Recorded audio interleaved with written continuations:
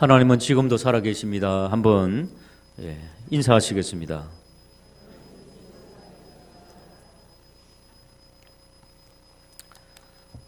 오늘은 디모데전서 3장입니다. 제일 중요한 이번 본질 회복 사명 정립 중에 본질 회복에 관한 말씀 중에 디모데전서 3장 15절이 나옵니다. 주제 성구가. 우리 다시 한번 읽어보겠습니다. 3장 15절 시작.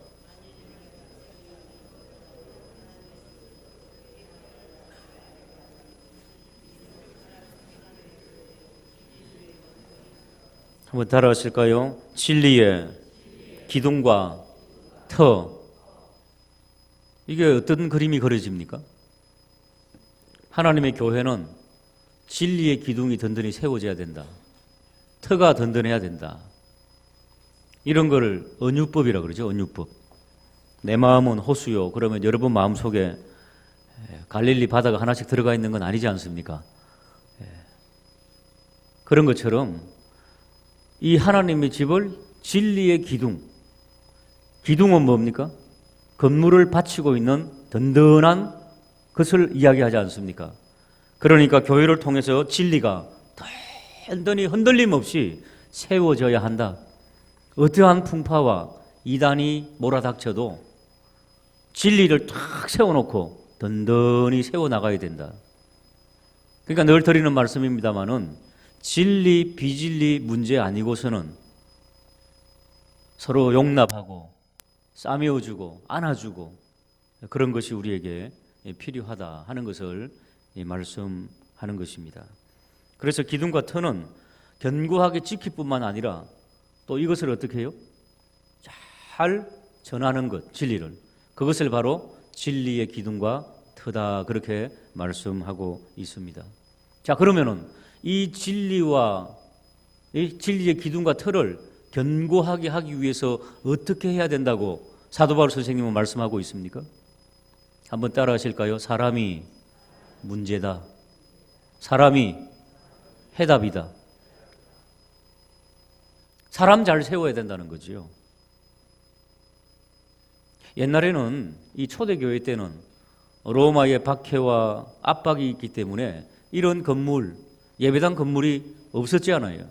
비밀 조직이었습니다. 비밀 조직. 비밀리에 박해를 피해가지고 어떤 집에서 모이자 그러면은 그 집에 모이는 겁니다. 그게 교회입니다.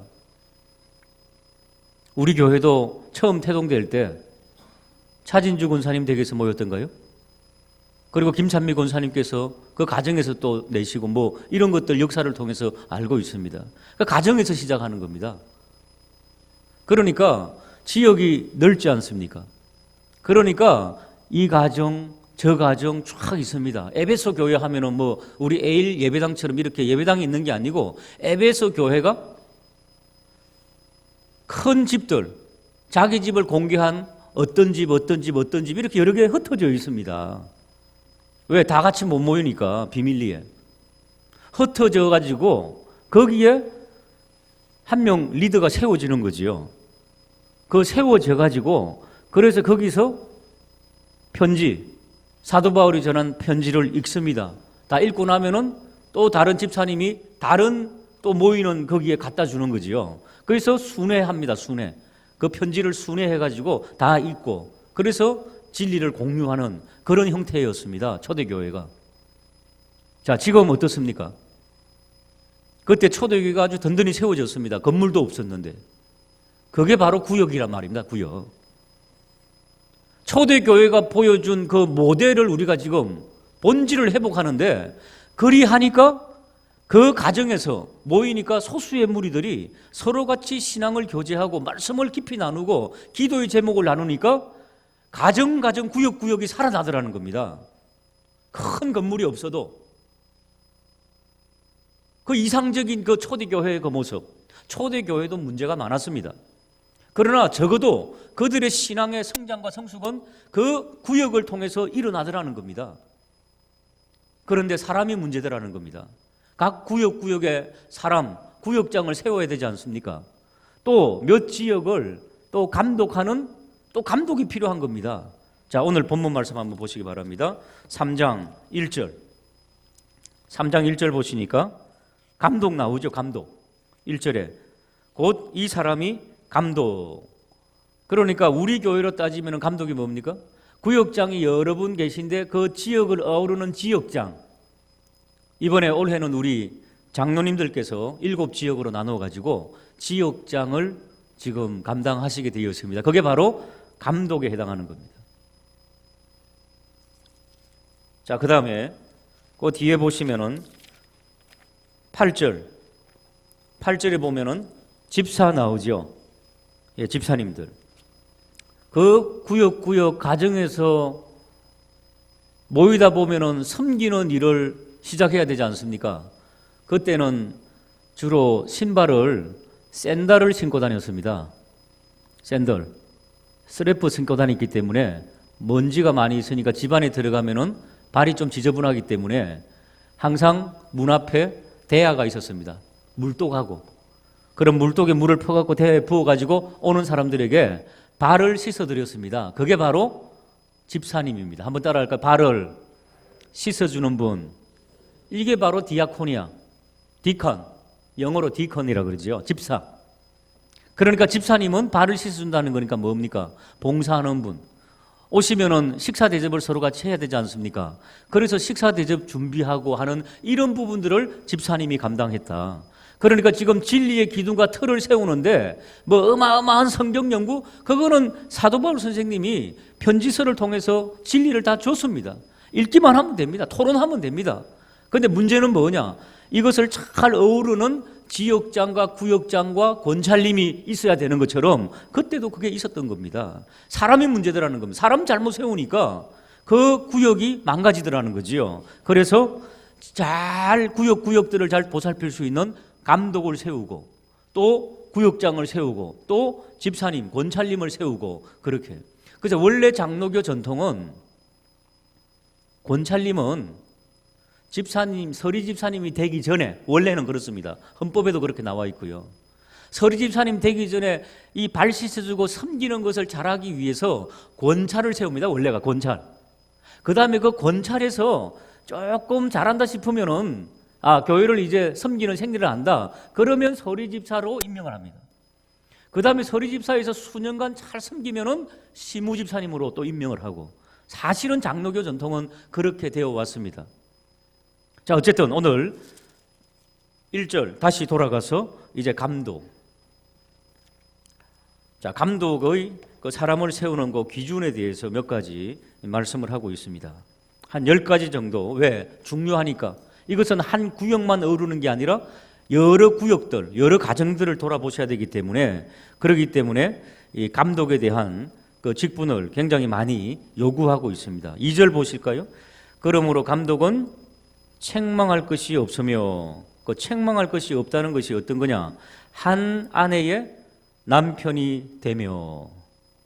그러니까 그 당시에 한 남자가 좀 돈의 능력이 있고 권세가 있으면은 여러 여자를 취했던 것, 동서고금을 막론하고 타락하는 인생은 다 비슷비슷합니다. 그러니까 반드시 교회의 감독은 한 아내의 남편, 그렇게 돼야 된다. 그 다음에 절제하며 신중하며 단정하며 나그네를 대접하며 가르치기를 잘하며. 그러니까 내 성격대로 다 해서는 안 된다 하는 것을 말씀을 하고 있습니다. 그 다음에 3절에 보면은 술을 즐기지 아니하며. 그 문화 속에서 당시에 에베소라든지 고린도 이런 데는 간 예수 믿은 분들이 술의 문화와 이 접촉되어 있었기 때문에 그래서 술을 즐겼던 것 같습니다. 그러니까 적어도 감독들은 술을 즐기지 아니하며. 옛날에 예수 처음 믿으면은 교회에 야유회 가고 그러면은 술을 끊지 못하신 분들은 사이다병에 뭐 담아오죠? 사이다병에 소주 담아와가지고 자기들끼리 홀짝홀짝 마시고 그러더라고요. 그런 것도 다 안아주면서 나중에 다 끊어집니다. 그러나 앞장선 사람은 그래서는 안 된다. 술을 즐기지 아니하며 구타하지 아니하며. 혈기와 기지를 의미하지요.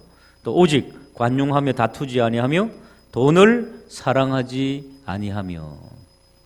그렇습니다. 세상 사람들처럼 그리 살면 안 된다 하는 것입니다. 그 다음에 4절, 자기 집을 잘 다스려 자녀들로 모든 공손함으로 복종하게 하는 자라야 할지며. 참 부족한 게 많습니다. 자녀들이 마음대로 안 되죠. 그러나 꿋꿋하게 주의 사명을 감당하면은 하나님께서 이걸 거꾸로 하면 됩니다. 만약에 우리 자녀들이 이 공손하지 않고 주님을 잘 안 섬기면은, 우리가 또 잘 섬기면은 하나님께서 그 복의 여파로 잘 순종할 수 있도록 또 만들어 주실 것입니다. 할렐루야. 그러니까 핑계해서는 안 됩니다. 이미 받은 직분을 관해서. 6절이 중요합니다. 6절 같이 한번 읽어볼까요? 시작.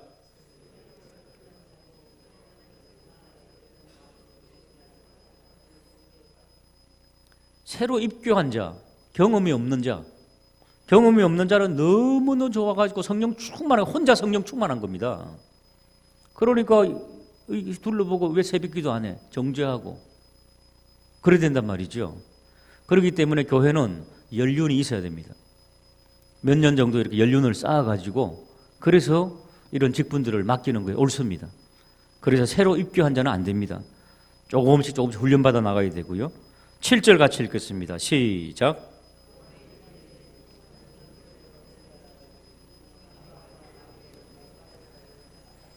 예, 외인이 누굽니까? 그 옆에다가 불신자 그렇게 좀 적으시기 바랍니다. 불신자.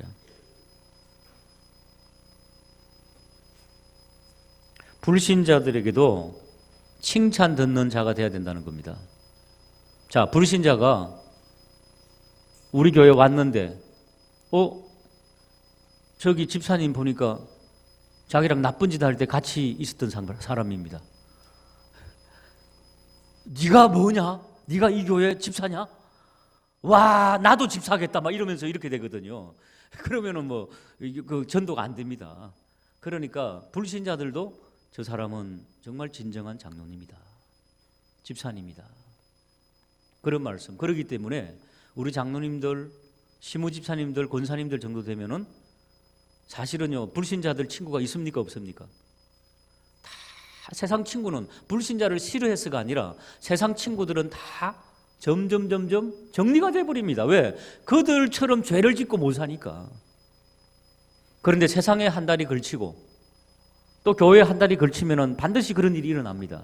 그렇기 때문에 감독은 이런 10가지 정도의 영역들을 주의 깊게 살펴야 되고, 이 완벽한 인간이 되라는 것 아니지 않습니까? 이런 걸 늘 염두에 두면은 하나님께서 그렇게 빚어갈 줄로 믿으시기를 주님의 이름으로 축복합니다. 그러니까 만약에 이 생활하다가 나에게 어떤 일이 일어날 수도 있죠. 특별히 이제 가정사는 늘 일어나는 일이니까 갑자기 자녀가 나쁜 짓을 했다, 그럴 수도 있지 않습니까? 갑자기 자녀의 문제가 생겼다, 그러면 사푼이 내란 말이냐? 그런 게 아닙니다. 묵묵히 감당하다 보면은 하나님께서 아름답게 하나님의 교회를 세워주실 줄로 믿고 나아가시기를 주님의 이름으로 축복합니다. 자, 8절. 이제 집사님은 조금 더 이제 그 영역을 좁혀서 조금 더 작은 것을 요구하고 있습니다. 자, 집사님들은 8절에 정중하고 특히 중요한 것은 일구이연하지 아니한다, 그런 말씀을 하고 있습니다. 그 다음에 술에 인박히지 않는다. 그러니까 이걸 보니까 아까 3절에도 술을 즐기지 않는다, 또 술에 인박히지 아니한다. 이건 뭡니까? 그 당시에도 술 문화가 상당히 많은 영향을 미쳤구나 하는 것을 알 수가 있지요. 우리나라도 마찬가지입니다. 우리나라도 술, 담배 이게 굉장히 시험거리로 나가오는 집사님들에게 있습니다. 참 이상한 것은요, 제가 오랜만에 어디를 갔습니다. 옛날에는 저 상봉동 어디 갔는데 상봉동 뒷골목에서, 망우리 뒷골목에서 집사님을 딱 봐서 너무 반가웠는데 딱 담배 한 대 피더라고요. 그러니까 너무너무 신기한 거예요. 그 멀리 갔었는데도. 그러니까 담배가 많이 시험이 될 수 있지만은, 술이 많이 시험될 수 있지만은 성령께서 그것도 또 처리해 주셔야 감당하는 겁니다. 그러니까 술을 드시고 담배를 피더라도 구역에서 기도해 줌으로써 끊어지는 역사가 있기를 주님의 이름으로 축복합니다. 9절에 깨끗한 양심의 믿음의 비밀을 가진 자, 신앙의 정통성을 이어가야 된다는 것을 말씀하고 있고 10절 중요합니다. 한번 읽어볼까요? 시작.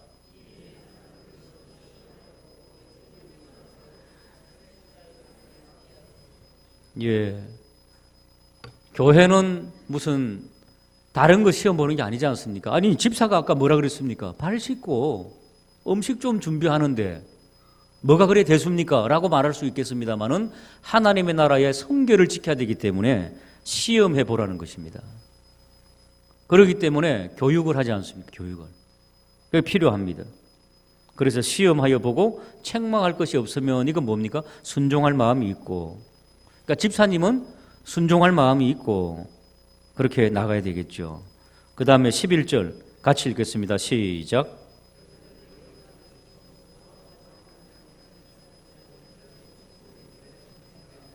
예, 여자 집사님들에게 정숙하고 특별히 모함하지 아니하며, 이게 참 여성들은 남성들보다 말이 10배 정도 이제 많으니까 말을 하다 보니까 잘못 전해서 그런 겁니다. 그러니까 모함이라는 게 나오는데 오해하지 마시기 바랍니다. 예, 그렇게 서로 이야기할 때 덕을 세워주는 그런 이야기를 하자, 그런 말씀입니다. 충성된 자라야 할지니라. 자, 오늘 말씀을 마무리하겠습니다. 15절에 교회의 진리의 기둥과 터, 진리를 든든히 세우는 것, 어디에 여기서 창세기부터 계시록까지 달통하고 암송하고 묵상하고 이런 말 나옵니까? 안 나옵니까? 진리를 지키자 그러면 그런 말씀 나와야 되지 않습니까? 예? 말씀을 하루에 10시간씩 보면서 연구하고 이런 거 나와야 되는데 그런 거 안 나옵니다. 그건 있죠. 그건 사도 바울 선생님이 드리는 겁니다. 하나님 말씀을 주어지는 겁니다. 여기서 드리는 건 뭡니까? 진리를 지키려면은 인간이 되라는 겁니다. 인간이. 자, 옆에 있는 분들에게 인간이 되십시다. 한번 인사하시기 바랍니다. 그렇지 않습니까? 이거 윤리교과서 아닙니까? 이거 세상 사람들한테도 해도 되는 말 아닙니까? 이게. 그러니까 인간이 돼야 됩니다. 인간이. 인격적으로. 그러니까 우리 교회에서 잘 이렇게 성장해서 좀 흔들림 없는 사람들, 바른 신앙 인격, 하루아침에 무너지는 그런 게 아니라 성령께서 잡아주시는 역사, 그런 역사를 생각하며 우리 다 부족합니다. 그러나 하나님, 올해는 이 귀한 덕목들을 꼭 기억하고 혹은 감독, 지역장, 혹은 구역장, 혹은 권찰, 혹은 직분자로서 잘 섬길 수 있도록 인도해 주옵소서. 너희는 그 나라와 그 의를 먼저 구하면은 이 모든 복들은 하나님께 채워주십니다. 그러니까 연초벽두에 복의 말씀을 쏟아붓고 복 받으라, 물질의 복, 만사형통, 뭐 의사소통, 무슨 뭐 대박, 뭐 이런 거 이야기하지 맙시다. 하나님이 주시는 거지요. 우리 하나님 앞에 묵묵히 감당함으로 하나님이 주시는 신령한 복들을 받아 누리시기를 주님의 이름으로 축복합니다. 우리 310장 찬송 드리고 오늘도 힘있게 기도하고 출발하겠습니다.